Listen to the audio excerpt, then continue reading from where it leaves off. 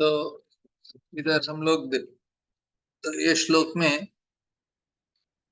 सतः श्रद्धा, ये हमारा श्लोक हो गया। जस्ट मैं एक मिनट के लिए पढ़ लेता हूँ। जो हमारा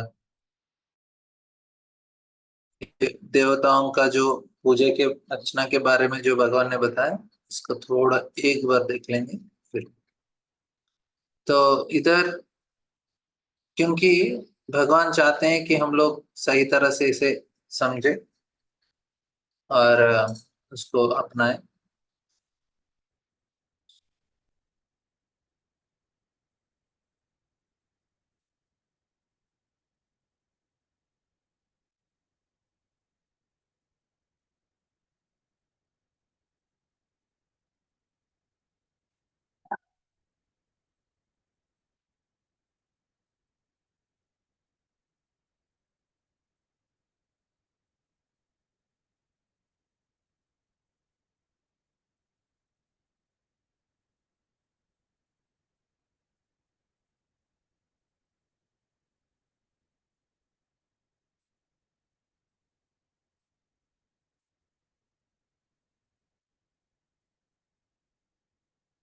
और थोड़ा टाइम ले रहा है खुलने के लिए। हाँ। यो यो याम्यम तनु भक्तम श्रद्धयात्मिच्छते तस्य तस्यालंचलम श्रद्धा तामेव विददाम्यहम्। मैं ही श्रद्धा देता हूँ, ये हमने देख लिया है। तो भगवान बोलते हैं मैं उनको श्रद्धा देता हूँ उन भगवान के ऊपर। और आगे का श्लोक बोलते हैं कि सत श्रद्धया युक्ता तस्याराधमीयते लभते च ततः काम मय्येव विवितान्। उनको देने वाला वर कौन दे रहा हूँ? वो बोल रहे भगवान बोल रहे हैं मैं ही उनको वर देता हूँ, मतलब मेरे द्वारा ही उनको जो इच्छा है वो पूरा हो रहा है। मतलब देवताओं के पास जो शक्ति है वो मेरे द्वारा है। फिर आगे का श्लोक, ये आगे का श्लोक में भगवान उसको और क्लियरली समझाते हैं। तो ये सारा चीज बहुत क्लियर है इसमें। ये भगवान देवताओं का जो सेवा पूजा अर्चना है उसको किसके साथ तुलना कर रहे हैं। अंतवंतु फलम तेषां तद्भवति अल्पमेषां देवान् देवदेवन्ति मद्भक्तिं यान्ति मामपि। तो अंतवंतु फलम तेषां, उनको आने वाला जो फल है बहुत ही अंतवंतु चला जाने वाला है। तो इसके बाद श्लोक है ना, बहुत अच्छा इंपॉर्टेंट श्लोक है, ध्यान से सुनने का प्रयास कीजिए। ये मेरा मत नहीं है, कृष्ण का है डायरेक्ट।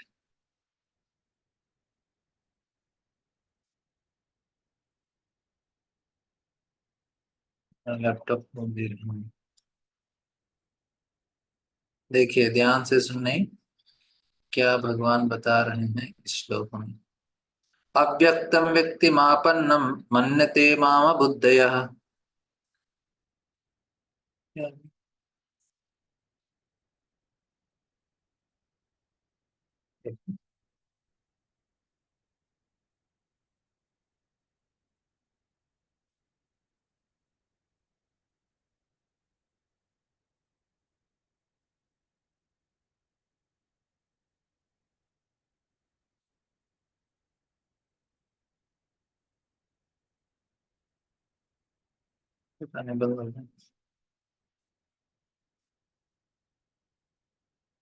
प्रभु आवाज नहीं आ रही आपका। हाँ, अव्यक्तम व्यक्तिमापन्नम मन्यते माम बुद्धयः परम भावम जानन्तो मम भूता महेश्वरम। प्रभु स्क्रीन नहीं आ रही है। हाँ मतलब जो बंद हो गया खोल रहा हूँ मैं। आज थोड़ा मेरा स्क्रीन साथ नहीं दे रहा है।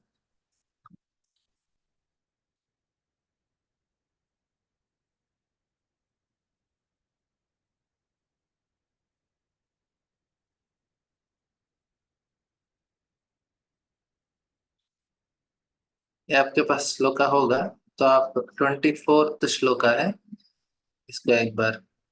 ठीक है प्रभु, कोई प्रॉब्लम नहीं। हाँ,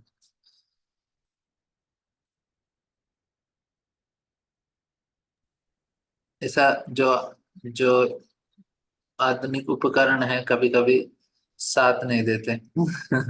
हमको सहनशील बनना पड़ता है कभी कभी। उसके ऊपर गुस्सा नहीं कर सकते। नहीं प्रभु, पर्पट का एक्सप्लेन कर दीजिए आप। हाँ नहीं, हो जाएगा। अभी श्लोक का दिखा देता हूँ मैं, क्योंकि ये बहुत ही महत्वपूर्ण श्लोक है, सभी लोग को समझने का है। और मैं एक्चुअली सोचा पूरा 1 घंटा इसी के ऊपर लेंगे। प्रभु प्रभु जी, सभी कोई तो बुक में देख सकते हैं, आप सिर्फ ऐसे ही तो उसका ट्रांसलेशन बोल दीजिए ना, एक्सप्लेन कर दीजिए, हम लोग रीडिंग कर लेंगे ना।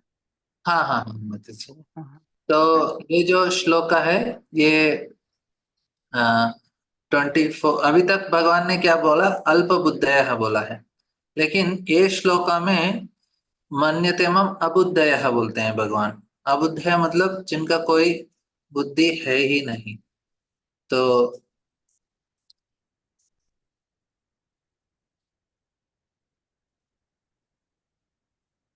अभी आप लोग को दिख रहा होगा श्लोका। तो अव्यक्तम व्यक्तिमापन्नम, देखिए अव्यक्तम, लोग बोलते हैं मैं अव्यक्त हूं और व्यक्ति के रूप में आ रहा हूं। ऐसे लोग कौन है? मन्यते माम अबुद्धयः, जिनका बुद्धि बहुत है ही नहीं। अबुद्धय मतलब जिनका बुद्धि, एटलीस्ट देवताओं का, जब पहले का श्लोक में ना, जब देवताओं के बारे में बोल रहे हैं, भगवान बोल रहे हैं एटलीस्ट उनको अल्प बुद्धया बोले हैं, उनको बस थोड़ा सा बुद्धि है। इस श्लोक में देखेंगे अल्प बुद्धय। अल्प बुद्धय मतलब बहुत कम बुद्धि है, अल्प बुद्धि है। लेकिन ये श्लोक में जो बोल रहे हैं, मतलब ये लोग क्या कहते हैं? अल्प बुद्धि वाले देवताओं का पूजा करते हैं, ठीक है ना। लेकिन जो व्यक्ति सोचता है कि भगवान अव्यक्त है, मतलब उनका कोई रूप नहीं है और व्यक्ति के रूप में प्रकट हुआ है, तो मतलब सोचते हैं कि जो निराकार ब्रह्म है, वो निराकार ब्रह्म इस साकार रूप में प्रकट हुए हैं। जो कृष्ण का जो रूप है वो साकार रूप है, तो निराकार ब्रह्म साकार रूप में आ रहा है, ऐसा किसी ने सोचा। अव्यक्तम व्यक्तिमापन्न मन्यते, इस प्रकार से मन्यते मतलब सोच रहे हैं, उनको क्या बोल रहा है? मन्यते माम अबुद्धयः, उनका बुद्धि नहीं है। परम भाव अजानंतो, मेरा दिव्य भाव को जान नहीं पाते ये लोग। मामा मामा अव्यमनुत्तमम, तो ये भगवान बोलते हैं बुद्धिहीन मनुष्य मुझको ठीक से न जानने के कारण सोचते हैं कि मैं, भगवान कृष्ण, पहले निराकार था और अब मैं इस स्वरूप को धारण किया है। वे अपने अल्प ज्ञान के कारण मेरी अविनाशी तथा सर्वोच्च प्रकृति को नहीं जान पाते। ठीक है, इतना क्लियर बता। बुद्धिहीन व्यक्ति हैं और प्रभुपाद जी बोलते हैं ये कि अल्प ज्ञानी है। अल्प ज्ञान के कारण, बुद्धिहीन के कारण सोचते हैं भगवान निराकार है। तो ये कहाँ मिल रहा है आपको? भगवत गीता में साफ साफ भगवान बता रहे हैं आपको। थोड़ा बहुत भी हमको हिंदी हिंदी आने के बाद भी हम समझ जाते हैं ना, ये ऐसा तो इतना कठिन वाला शब्द भी नहीं। अव्यक्त व्यक्तिमापन्नम मन्यते माम बुद्धयः, ठीक है, समझ गए आप लोग?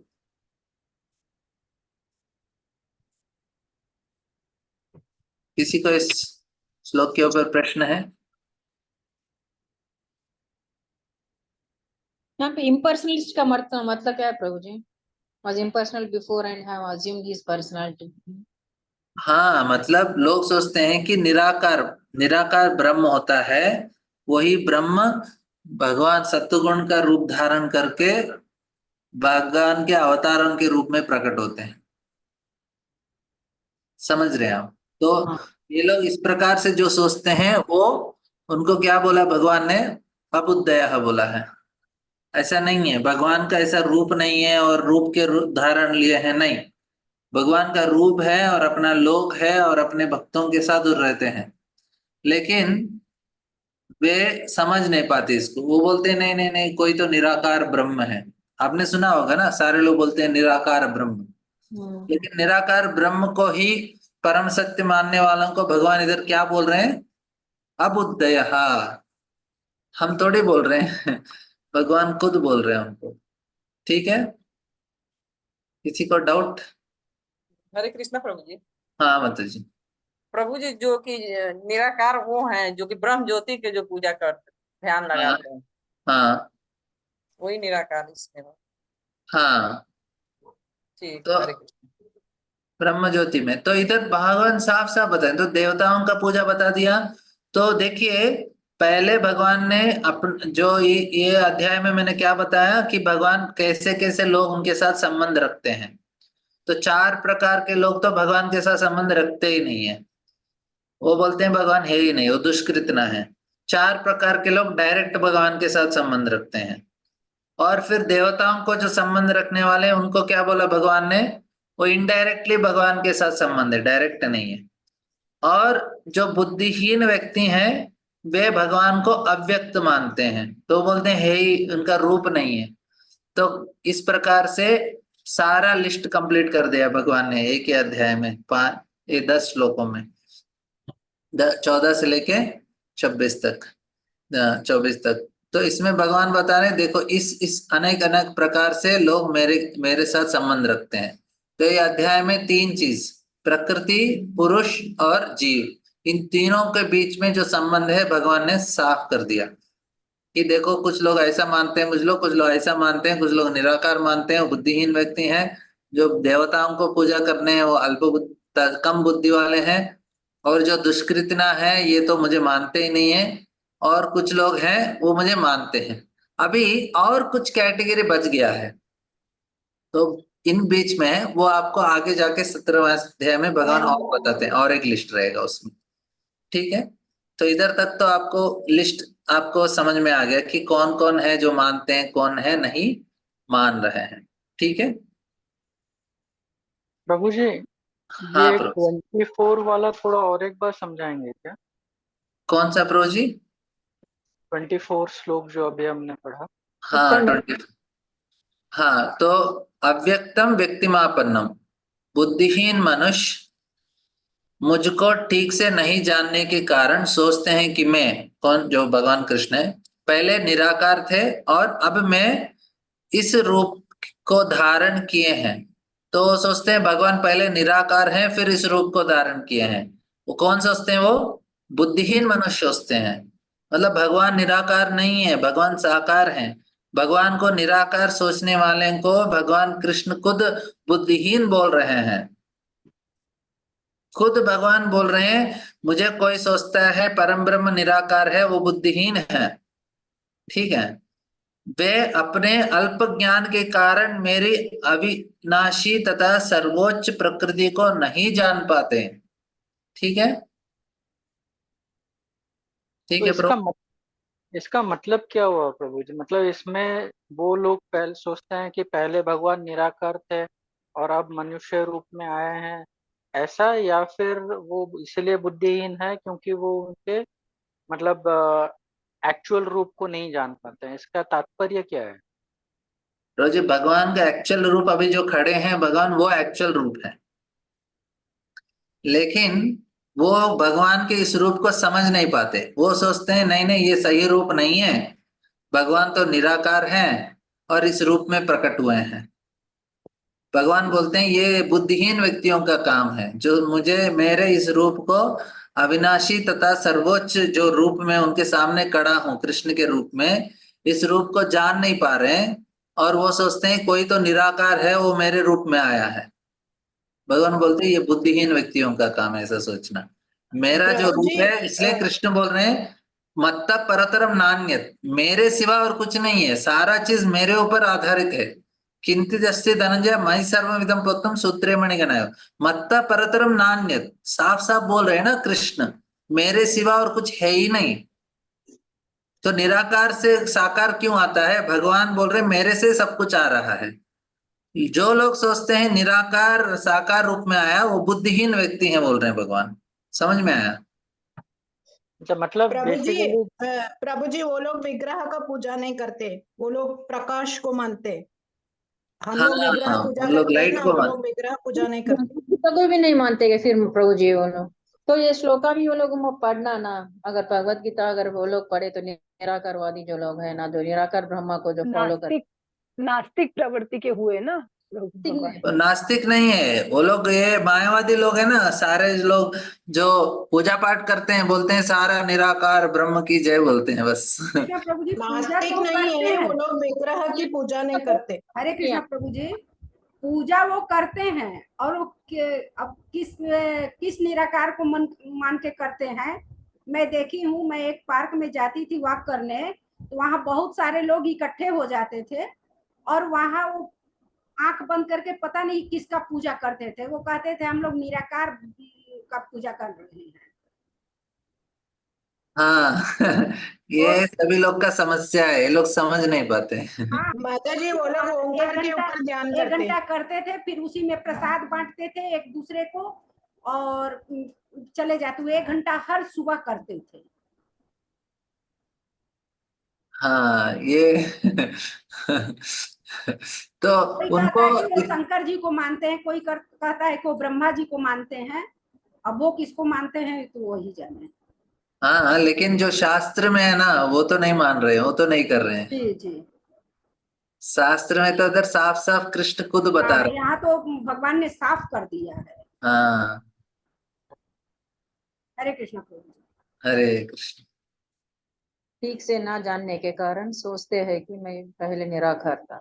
हाँ तो ये उनका कमी है। तो लो ये श्लोका बोल देना उनको प्रभु।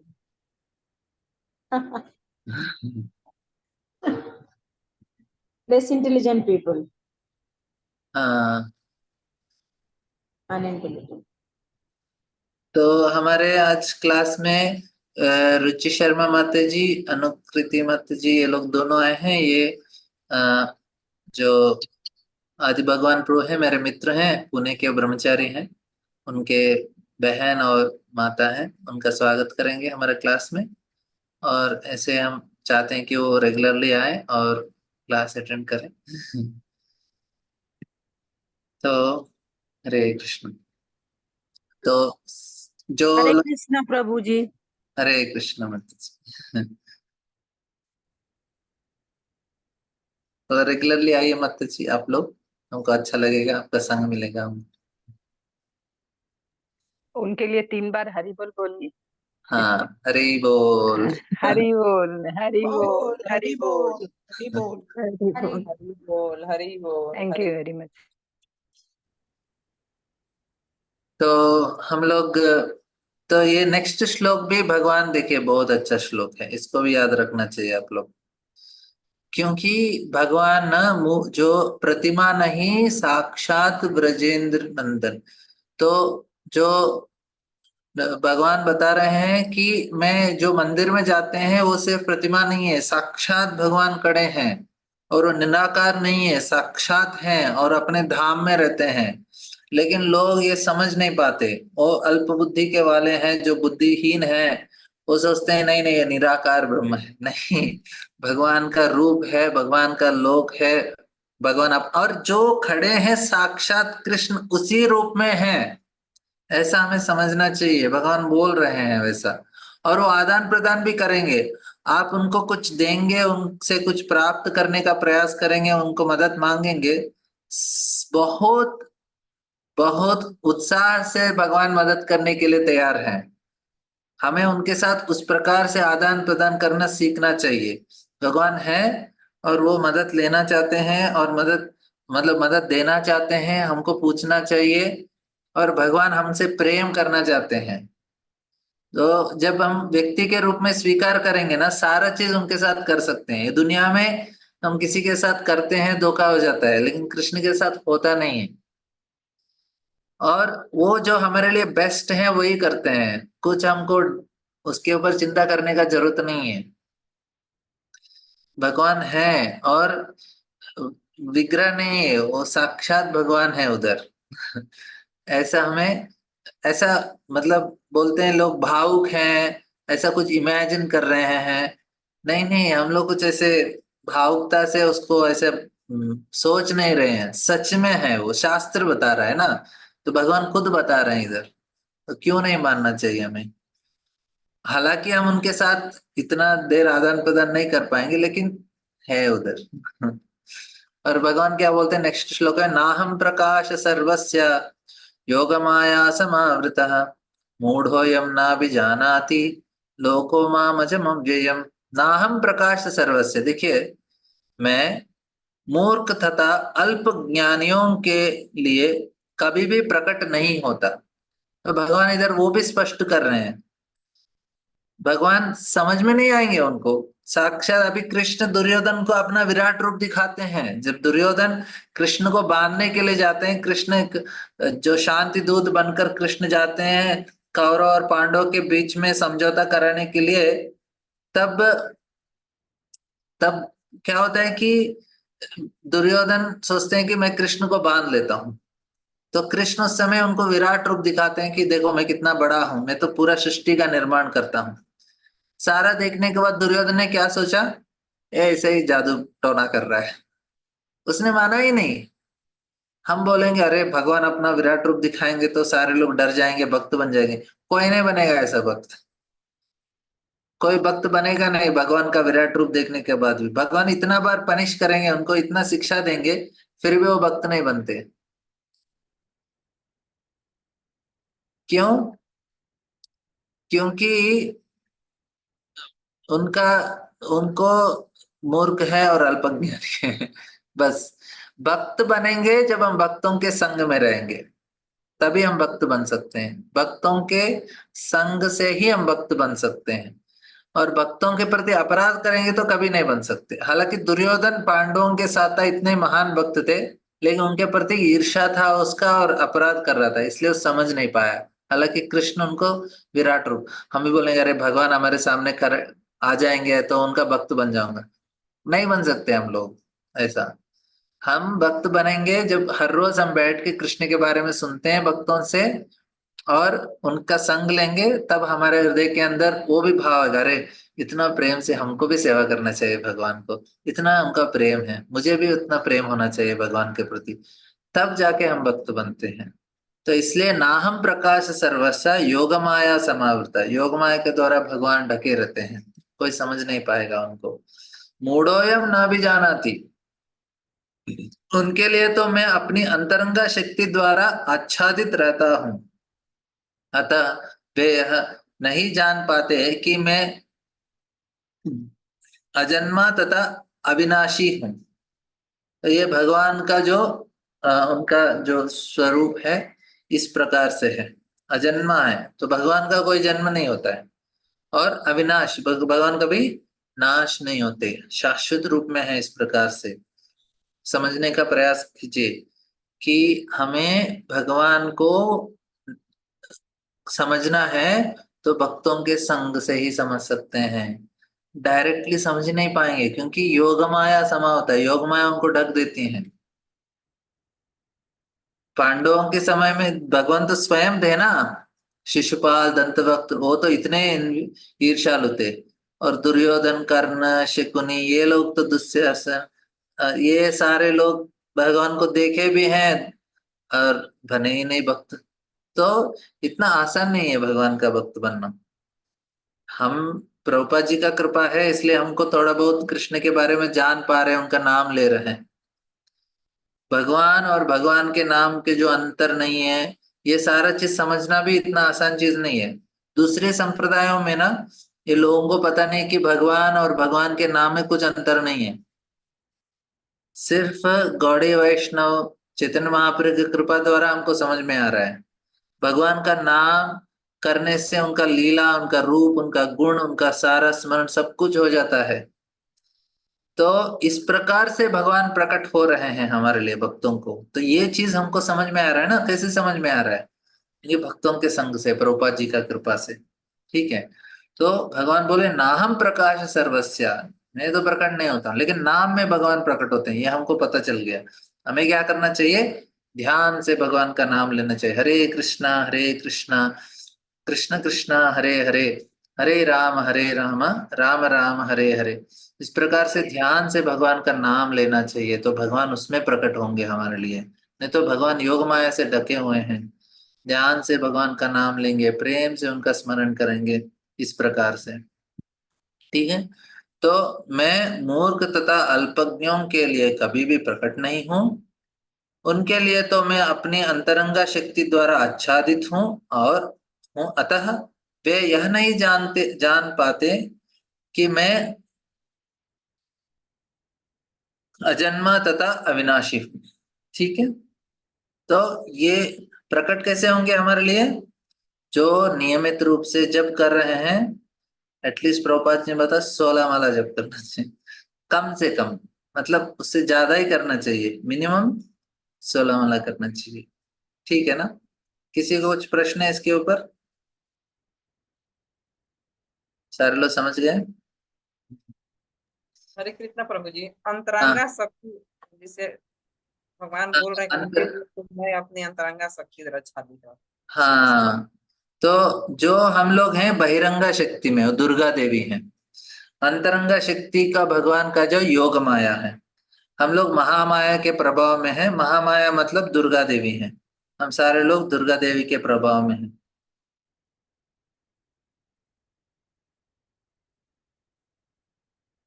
तो लेकिन अभी हम लोग महामाया के अंतर्गत हैं, हमको जाना चाहिए योग माया के अंतर्गत। तो भगवान आगे का श्लोक में, तो इधर भगवान ने बता दिया, अरे मेरे तो जान ही नहीं पाएंगे, लेकिन कैसे जाएंगे?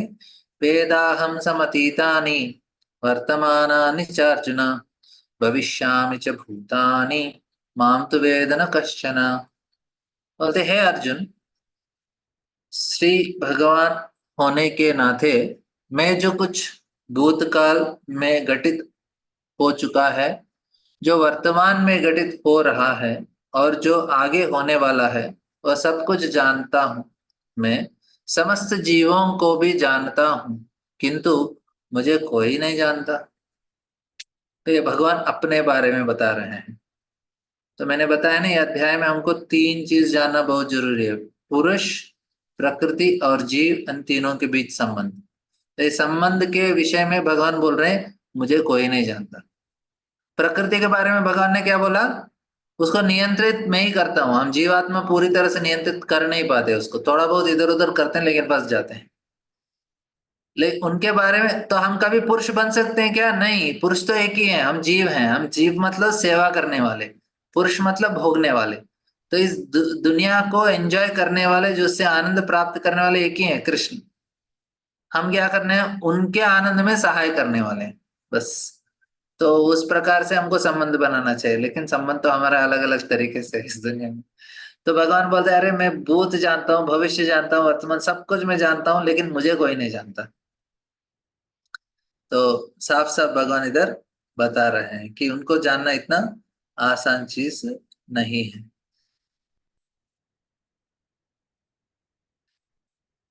इच्छा, तो भगवान बोले तो कारण क्या है, हम फंसे कैसे हैं? आ तो गए हम भौतिक दुनिया में, इसको नियंत्रित करने का प्रयास कर रहे हैं, तो कैसे फंसे हैं? तो इधर उसका कारण बताते हैं भगवान। अरे आप इस प्रकार से फंस गए हो, क्यों?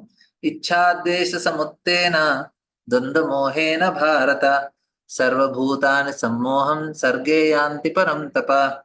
इच्छा द्वेष समुत्थेन, तो क्या कारण है हम इस दुनिया में फंस गए हैं? देखिए, पाप क्यों होता है, किसको पाप कहते हैं? इधर भगवान बता रहे हैं, हे भरतवंशी, हे क्षेत्र विजेता, समस्त जीव जन्म लेकर इच्छा तथा घृणा से उत्पन्न द्वंद्वों से मोह को प्राप्त होता है, मोहग्रस्त होकर मोह को प्राप्त होता है। तो इसमें इच्छा और द्वेष, मुझे अच्छा लगता है, मुझे अच्छा नहीं लगता, ये पाप है। जब भी हम बोलेंगे अपने जीवन में ये अच्छा, मुझे अच्छा लग रहा है, मुझे अच्छा नहीं लग रहा है, हम पाप कर रहे हैं। फिर हमको अच्छा लगा अच्छा नहीं लगा उससे कुछ मतलब नहीं है, हमको जो चीज सही है उसे करना चाहिए। अच्छा बुरा से मतलब नहीं है, किससे मतलब होना चाहिए? सही और गलत। जो सही है हमको अच्छा लगा नहीं लगा करना चाहिए, गलत है अच्छा लगा नहीं लगा छोड़ देना चाहिए। जो व्यक्ति इस नियम से जीता है, सही और गलत से, वो पाप से बच जाता है। लेकिन जो व्यक्ति इच्छा और द्वेष से जीता है, मेरा इच्छा, मेरा अच्छा नहीं लग रहा है, तो वो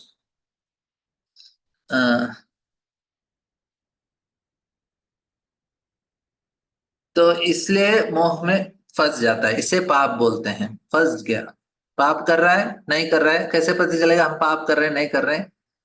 अपने इच्छा से कर रहे हैं तो पाप हो रहा है। इच्छा से मत करो, शास्त्र के अनुसार तस्मा शास्त्र प्रमाणन्ते कार्य कार्य वस्तु। तो इसमें भी, इस भौतिक दुनिया में भगवान साफ साफ बता रहे हैं, देखो जीवात्मा आप लोग फंस ही जाओगे इसमें, इस द्वंद में फंस रहे हो। क्यों? इस द्वंद के वजह से फंस रहे हो। द्वंद में मत पड़ो, अच्छा बुरा का कुछ संबंध नहीं है, अच्छा लगा नहीं लगा करते हैं। अभी भगवत गीता क्लास हर रोज शाम में, अच्छा है बुरा है, अच्छा बुरा इंपॉर्टेंट नहीं है। सही है इसलिए आना चाहिए, ठीक है। किसी को कुछ प्रश्न है इसके ऊपर, इस श्लोक के ऊपर? शाम का क्लास में आना चाहिए नहीं? अच्छा है बुरा है, बोलिए। अच्छा है प्रभु जी। अच्छा है प्रभु नहीं, और जी। जो अपने अच्छा बुरा नहीं अपने मतलब जी, कल्याण के सही लिए है इसलिए आना है। करना चाहिए। आना है। सही भी है प्रभु जी। हाँ सही सही और है इसलिए करते कर रहे हैं, अच्छा बुरा से मतलब नहीं होता है, सही है बस। तो आप जब भी पूरा, भक्तों का संग भी मिलता है और एसोसिएशन रहता है, इसलिए करना है।